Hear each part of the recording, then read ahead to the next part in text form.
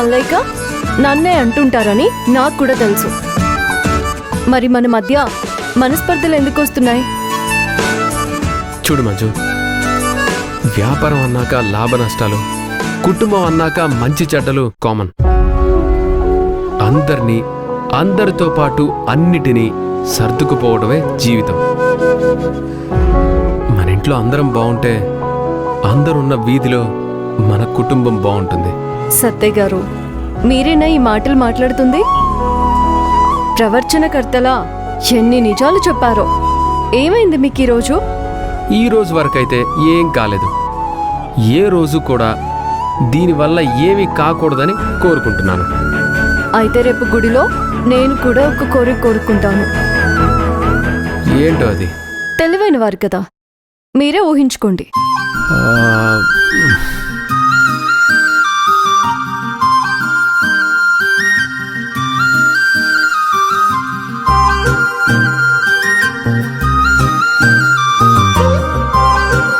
పిల్లలు కావాలని కోరుకుంటున్నావా ఏంటి? మీ కోరికని నా మీద ఎందుకు రుద్దుతున్నారు? పిల్లల్ని కండం నీ కోరిక నా కోరిక ఏంటి? మన ఇద్దరి కోరిక కదా. కోరిక ఇద్దరిదైనా మీకంత తీరికుండదు కదా. ఉద్యోగం పురుష లక్షణం, శ్రీమతికి సీమంతం జరిపించడం పురుష లక్ష్యం. గదిలో ఉంటే మీరనుకునే గమ్యానికి చేరుతారు, లక్ష్యాన్ని నెరవేరుస్తారు. కానీ మీరు గదిలో ఉండేది తక్కువ, వీధుల్లో గడిపేది ఎక్కువ. మనసు ఉంటే మార్గం ఉంటుందంటారు. లేని సమయం గురించి విచారించే కంటే ఉన్న సమయాన్ని వినియోగించుకోవచ్చు కదా. ఇంట్లో పరిస్థితులు చూస్తుంటే మీరన్నది విని వదిలేయచ్చు కూడా. ఆ పరిస్థితులకి సగం కారణం తమరే కదా. తమరే అంటూ మొత్తం నా మీదకి నెట్టేయడం కాదు. తల్లిని ఎంత నెత్తిన పెట్టుకున్నా పెళ్ళాన్ని అప్పుడప్పుడు పువ్వుల్లో పెట్టుకుని చూసుకోవాలి.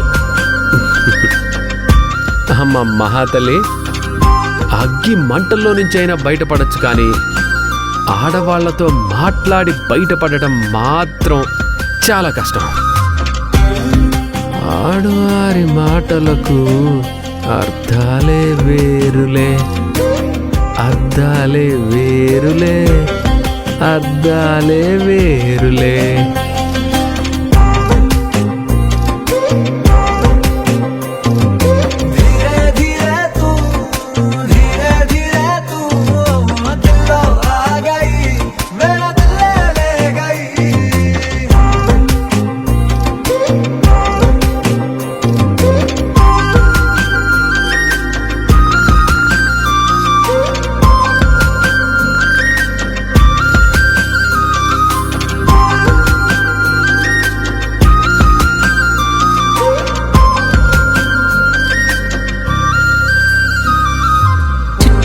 నన్ను చుట్టుకుంటూ విజగాలిలాగా వెంట ఉంటూ మాయే చేసావులే. ఎవరేమి ఎన్న పట్టదంటూ నమ్ముకున్న ప్రేమ గట్టిదంటూ నన్నే గెలిచావులే. నువ్వు నేను ఇంకా ఒక్కరంటూ గుండెలో నా చుట్టూ రాసి పెట్టు, రంగు మారి చెంగు చెంగు చెంగుమంటూ నీ జంటకొస్తానులే. ధీరే ధీరే తూ धीरे धीरे तू दिलो आ गई, मेरी दिल ले गई.